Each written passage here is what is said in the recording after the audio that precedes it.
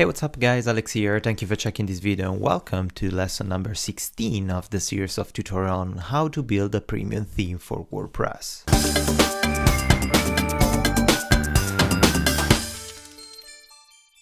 Welcome again. In this tutorial, we're going to take a look on how to clean up a little bit our theme, how to manage better the auto-generated header in our front end, and how to convert the CSS that we just coded and to switch everything into SASS, the original plan I had before starting to code this theme was to use SASS. That's why I created this folder SASS. Then I started doing some backend stuff and I used Bootstrap, that it was already a minified CSS version. So I had a bunch of source code that was already CSS and I put everything inside the CSS folder. Now I'm coding my own CSS inside the file sunset.css. But I don't want to do that because I'm going to create a lot of code, a lot of customization, and I want to use SASS because it's faster, it's more efficient, and there are a lot of ways that can help us to improve our daily workflow. Before doing that though, let's access the file header.php, and here of course something is missing. First of all, we're missing a really important meta tag from our header, and it's the title meta tag. That simply we can insert that right after the char set or before the link, whatever you want. I will put it just right after the opening of the head tag. So let's open the HTML tag title. Let's close it here. And here we can simply use WordPress function without any options and without writing anything else, called just WP underscore title, and let's just leave the attributes inside the brackets empty for now. This value is not going to return the title of our website or of our generic blog, but just the title of a single element of a single blog post or a category or an archive page or something like that. So in order to have a proper visualization of the website title, then a little bit of space and the actual title, whatever section that we're visiting, we have to print another information here, and to print the actual title of the website we have to use a function that we already used here, that is the blog info name. So we can copy that, we can print it here, and now we can save it. Let's go back in our front end, let's refresh and see in the bar here it's appearing the title. And then in my case, if you access the general settings, here is sunset theme inside the site title. Of course, I don't have any blog post, but if I navigate in whatever subsection of my title, I'm gonna see appearing like a double arrow and then the title of whatever section I'm in. So this is really helpful for SEO and proper navigation, proper indexation of our page. The other meta tag that is missing is the description. Also, this meta tag, pretty much if you use SEO plugin, is gonna be added automatically, but we want to put it as a default value because we want to sell this theme and we don't know if the final user is gonna actually use an SEO plugin. So let's put it anyway. Let's write meta space name equal description. Let's close the tag, space content, it's equal to, and also here we can use a tag WordPress function that we already used before, and it's the blog info description, and we don't need to do anything fancy here. Just save it. Let's go back in our front end, refresh, let's access the inspector to see what's going on in the header, and you will notice here now we have the meta content with the name of description that is don't worry just right, and it's exactly the same settings that I have here in my tagline. So everything works, everything's fine. Now if we scroll down, we remain in the inspector, we scroll down, we'll see that all these stuff have been created by WordPress thanks to the function, the WP head function that I'm calling here in the header. And it's okay, it's fine, it's calling all the source code, all the JavaScript, all this kind of stuff. But the problem is that it's calling also the meta content name generator. This is kind of okay to have it, but it's better not, because as I said in podcast of the Nerd Continuity, WordPress, every time they update, every time the developers of WordPress update the website, they release whatever bug fixing they did for that specific version. So leaving the version number here in the meta tag will expose you to whatever known security issue that specific version had or still has. So it's always better to remove it, and we don't have to remove it just from here, but as you notice here, also the version 4.4.1 gets added somewhere where we don't specify our own version. So it gets added to the CSS sometimes, and it's also, if we scroll down in the footer area where the scripts get included, you will notice also here gets included in the wp embed.min.js, that it's a default code of WordPress. So we have to strip this value from the JavaScript inclusion, the CSS inclusion, and the actual meta tag content. To do that, of course, we have to write a function in our functions file, and we can create a new file, because as you notice here in my functions, I'm just requiring templates, so I'm keeping everything separated. What I want to do, I want to create another file inside the ink folder to call it cleanup. So let's create a new file and let's call it cleanup.php. Let's go in the functions, let's duplicate this part, and because this is a cleanup, something that I want to do it pretty much before the generation of the front end, before the enqueuing of my CSS and JavaScript, I want to call this file as a first thing in the functions list. So I'm going to call it as a first thing, like cleanup.php. I'm going to require the get template directory dot to connect the string, include my folder ink, and then cleanup.php to call the file. Now let's open the file. Let's open another function file here to check the header and copy the header, because I want to keep everything consistent. Always use the package reference here so everything's organized. And let's write a small comment to separate the section. So remove generator version number, and then here we can create a function. Let's call this function sunset underscore remove underscore wp underscore version underscore strings, in order to remove all the strings attached to CSS and JavaScript. And inside the brackets of this function, we have to pass a variable that is going to be passed automatically by the filter that we're going to use later to call this function. The filter is source. That is basically is going to contain our source file, our CSS with JavaScript file that gets included, and we can check if this file has the version inside, and we can remove it from the printing.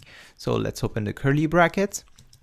Let's go inside this function and let's call a global variable of WordPress that it's called WP version. So this global variable is gonna store the actual version of our WordPress. So calling global before a variable, we will be able to access whatever global variable WordPress defined before the generation of our front end. So now we have this variable that it's automatically grabbing the current version of our WordPress installation.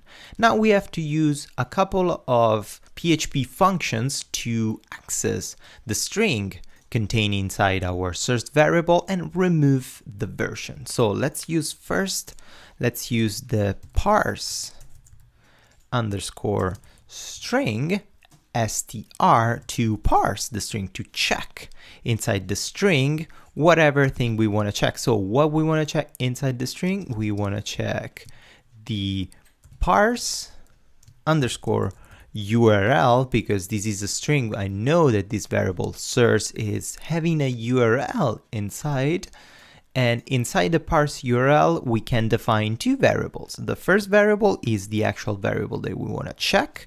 that is the variable is source because it's variable that we're passing. So we parse the URL of the source. And the second attribute that we want to specify is what we have to parse inside the URL. Inside this variable, I want to parse the PHP underscore URL underscore query. So these string of PHP, this specific attribute of PHP is gonna check for this part, the PHP version of this code. So this ampersand version equal 4.4.1, it's a PHP query var. So this string, this parse URL is gonna detect for this part. And the second parameter of the parse string, because in the parse string we are we are printing the entire URL. The second parameter of the parse string, we are putting the result inside a customized variable that we want. So in our case, we want to call this customized variable $query. So whatever result we had here, parsed here, is going to get stored inside this query. And now we can use this $query that it's getting whatever results from our parse URL to check if we have the version and to remove the version from the source file. So let's use a conditional if space exclamation mark empty. So if whatever I'm gonna write later is not empty, let's open the brackets. Inside, let's call the variable that we defined before. So $query, and the variable, it's actually an array of variables because this generates an array of whatever result we have here, all all detached based on whatever parameter we specified here. So the query, to access the array, we have to use the square brackets. Query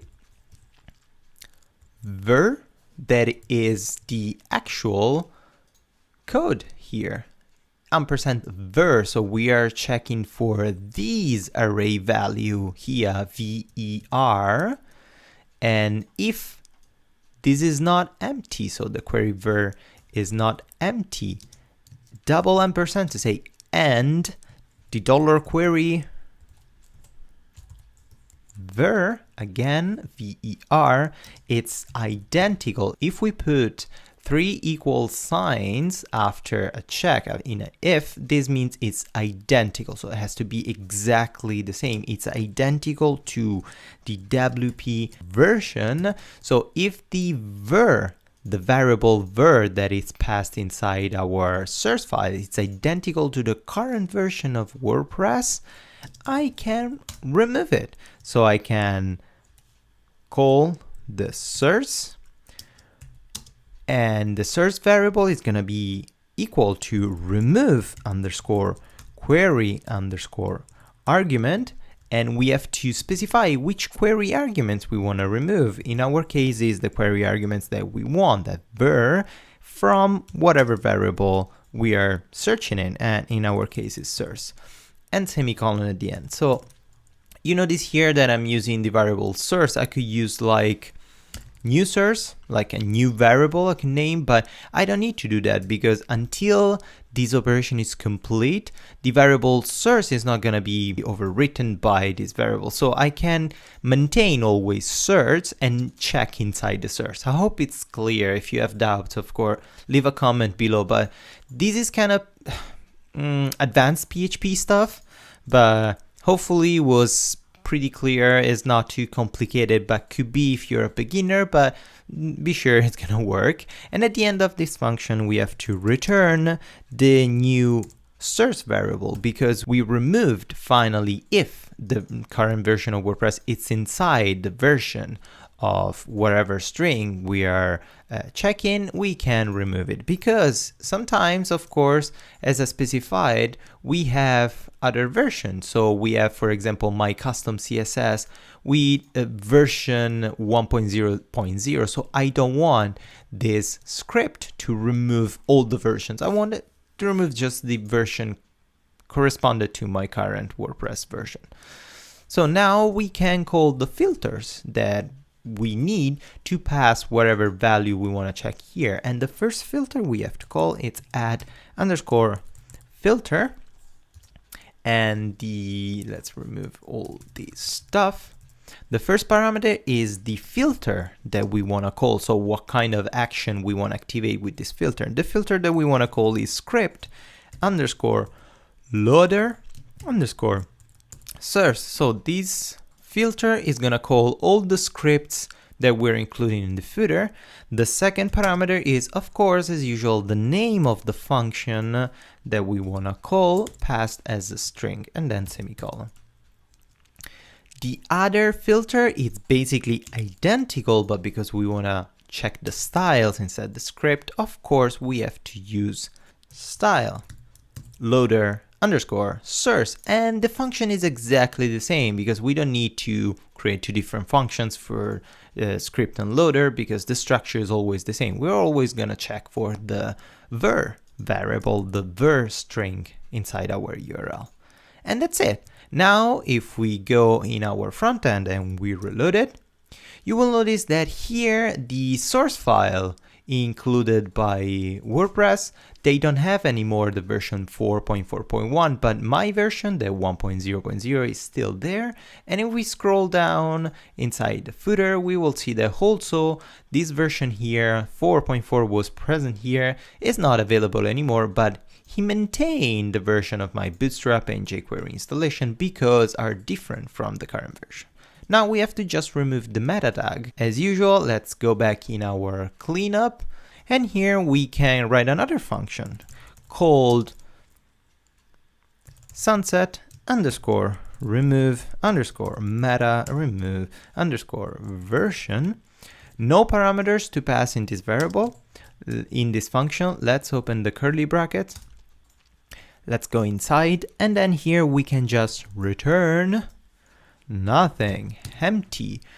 Why is that? Because now we are going to add another filter to call a specific point, to call a specific generation of the WordPress installation that is called actually the underscore generator. So the generator has only the version of WordPress. And if with the add filter we call the generator and we say to the generator to call this function, WordPress will call this function and it will print whatever we write inside here. So because we are returning an empty string, WordPress will open the generator, update, use this function and return an empty string. So let's save it. Let's go back in our front end, refresh.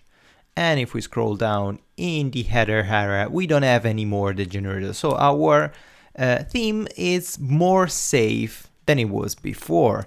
To make things a little bit clear, let's create a small sub-comment section. So remove meta tag generator from header.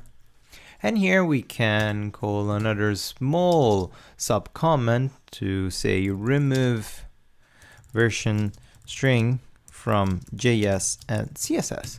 So even if we have the title of the whatever section that we're doing here, we can use some small comment here to specify in detail what these functions are and how to separate the different functions and how to keep everything cleaner. So now what I want to do, I want to, as I said before, create the SASS source file, the SASS version of my CSS.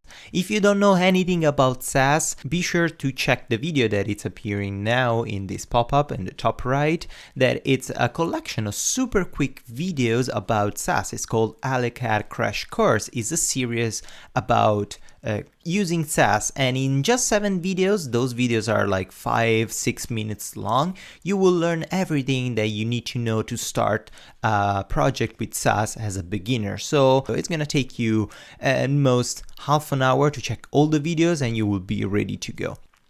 So let's open our terminal and let's navigate to our local file, to our actual folder of WordPress. That in my case is cd sites/sunset/wp-content/themes/sunset theme. and hit enter. Now I'm in my Sunset theme folder. So what I want to do, I want to use SASS to check whatever editing I do in the SASS folder and save whatever output in my CSS folder. So what I have to do, I have to call SASS -- watch, and I can check the SASS folder, column, and I want the output in my CSS folder, and hit enter. So now SASS is watching for whatever change I'm gonna do in this folder here. I didn't specify any type of encryption, any type of compression, because I'm still in development mode. Before releasing this website, we're gonna compress everything in minified everything. So now here I can create a new file called sunset.scss.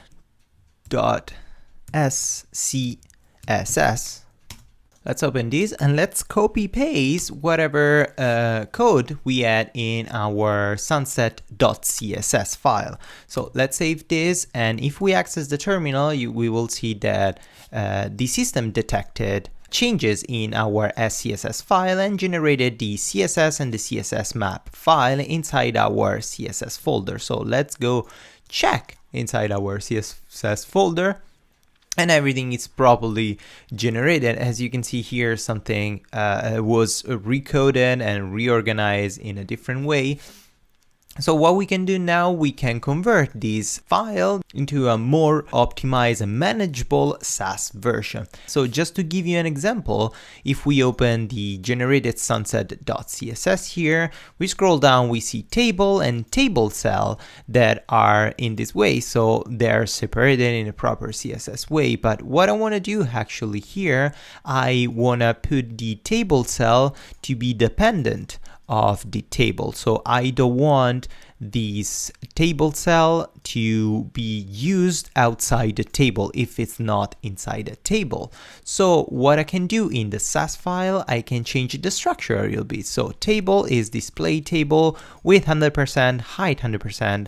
I can indent inside the brackets and put the code dot table cell.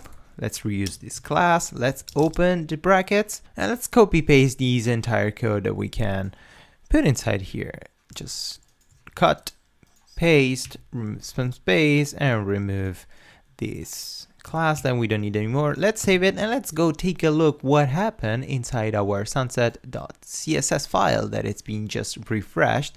Here now we have the structure with the table and all our attributes, and now we have also the table cell inside the table, so be dependent from the table class. And we have this structure that has been auto-generated by SASS without us repeating this stuff. So if we can use the structure, and I'm gonna use SASS from now on. I'm gonna use some specific variable because I like the structure of, I like how SASS works and how it helped me to create a better code and be more organized. I'm not gonna change the code right now live recording this tutorial. I'm gonna do that behind the curtains, but you can download the newly generated and the more organized source code from the GitHub repo, and you can find the link of course in the description below.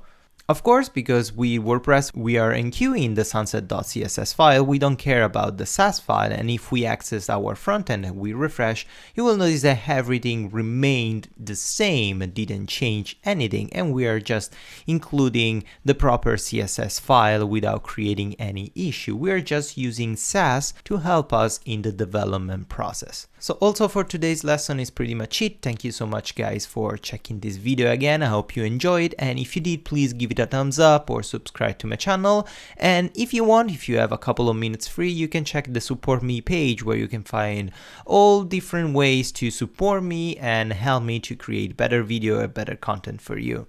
So thank you again guys, and until next lesson, as usual, happy coding.